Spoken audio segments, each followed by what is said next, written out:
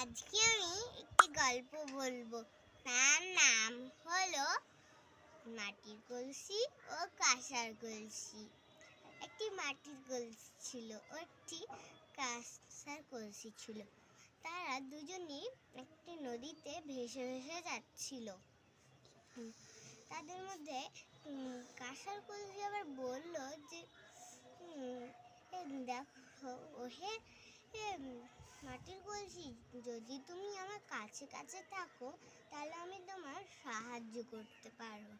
আর মাটির কলসি তখন বলল যে তোমার এই কথাতেই আমি খুশি এবং উপকৃত হলাম, কিন্তু তুমি জানো তোমার ভয়ে আমি ভয়ে ভয়ে থাকি।